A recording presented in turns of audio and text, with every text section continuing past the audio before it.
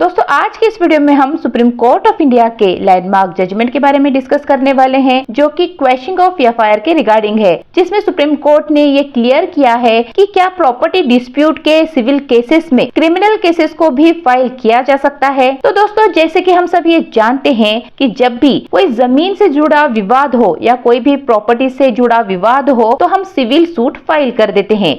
कई बार हमें ये देखने को मिलता है कि जब भी किसी प्रॉपर्टी की खरीद बेच करते हैं या लेन देन करते हैं तो उसमें डिस्प्यूट अराइज हो जाते हैं, और ऐसे प्रॉपर्टी डिस्प्यूट के केसेस में कई बार क्रिमिनल केसेस भी फाइल की जाती है। तो आज जो केस हम डिस्कस करने वाले हैं उसमें सुप्रीम कोर्ट ने इसी पॉइंट को क्लियरली मेंशन किया है कि क्या सिविल केस में भी क्रिमिनल केसेस को फाइल किया जा सकता है। तो ये वीडियो काफी इंपॉर्टेंट होने वाली है, वीडियो में अंत तक बने रहिएगा। बढ़ते हैं आज के इस वीडियो की ओर। हेलो एवरीवन, वेलकम और welcome back to my channel. तो इस केस का नाम है Radhe Shyam and others versus state of Rajasthan and another. ये जो पूरा मामला है वो राजस्थान के राजगढ़ से जुड़ा हुआ है, जहाँ पे दो पार्टीज के बीच प्रॉपर्टी को लेकर एक एग्रीमेंट होता है, जहाँ पे सेलर अपनी प्रॉपर्टी 5 करोड़ 11 लाख में खरीदार को सेल कर देता है, जिसके बदले खरीदार ने एज अ टोकन 11 लाख रुपए उस सेलर को दे दिए थे, जिसके बाद उस व्यक्ति ने अलग अलग समय में 89 लाख रुपीस उस सेलर को दे दिए थे। इस तरह से उस परचेसर ने टोटल 1 करोड़ अमाउंट उस सेलर तक पहुंचा दिए थे। 4 करोड़ 11 लाख रुपए उसके तरफ अभी भी पे करना बाकी थे। अब एग्रीमेंट की बात आती है, वो टाइम आ जाता है एग्रीमेंट का, तब वो सेलर उस प्रॉपर्टी को बेचने से मना कर देता है।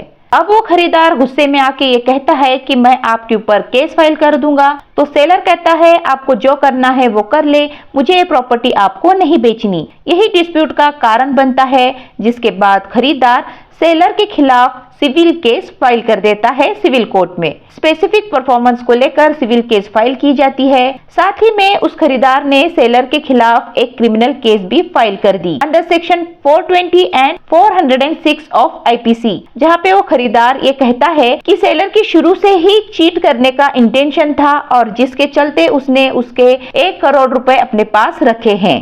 जब इस मामले में एफआईआर फाइल की जाती है तो वो सेलर इस एफआईआर को क्वैश करने के लिए हाई कोर्ट को अप्रोच करता है, और जहां पे हाई कोर्ट इस एफआईआर को क्वैश करने से मना कर देती है, जिससे एग्रीव्ड होके वो सेलर अप्रोच करता है सुप्रीम कोर्ट ऑफ इंडिया को। सुप्रीम कोर्ट में हाई कोर्ट के डिसीजन को चैलेंज किया जाता है। सुप्रीम कोर्ट के जस्टिस विक्रमनाथ और जस्टिस प्रसन्न वराले इस केस को ऑब्जर्व करते हैं। सभी फैक्ट्स और सर्कमस्टेंसेस को ध्यान में रखते हुए ये फैसला सुनाते हैं।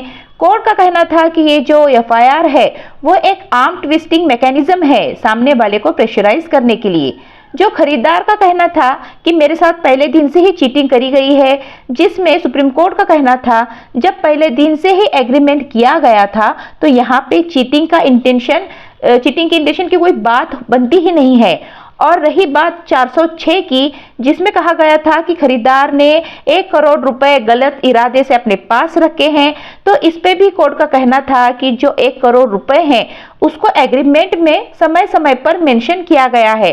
तो यहाँ इस बात को एक्सेप्ट नहीं किया जा सकता कि उन्होंने इस अमाउंट को जानबूझकर गलत इरादे से अपने पास रखा। कोर्ट का कहना था कि ये जो एग्रीमेंट है वो एक कमर्शियल ट्रांजैक्शन है, जिसमें दोनों पार्टीज के बीच एग्रीमेंट हुआ है। यहाँ पर परचेसर ने, उस खरीदार ने ऑलरेडी अपना सिविल सूट फाइल किया है। उनके लिए एडिक्वेट सिविल रेमेडीज अवेलेबल हैं, जो कि स्टिल पेंडिंग है। तो ये मामला पूरी तरह से 420 में आता है और ना ही 406 में आता है। इस तरह से सुप्रीम कोर्ट ने अपने अंतिम फैसले पे आती है, और ये हाई कोर्ट के फैसले को सेट असाइड करते हुए सुप्रीम कोर्ट इस एफआईआर को क्वैश कर देती है। तो दोस्तों इस जजमेंट से हमें ये क्लियर होता है कि अब सिविल के मामलों में क्रिमिनल केसेस फाइल करने की कोई आवश्यकता नहीं है। जजमेंट की लिंक आपको डिस्क्रिप्शन में प्रोवाइड की जा रही है, जरूर चेकआउट कीजिएगा। वीडियो अगर अच्छी लगी है तो वीडियो को लाइक, शेयर और चैनल को सब्सक्राइब करना ना भूलें। हम मिलते हैं ऐसे ही नॉलेजेबल और इंफॉर्मेटिव वीडियोस के साथ। तब तक के लिए stay healthy, stay happy, bye bye.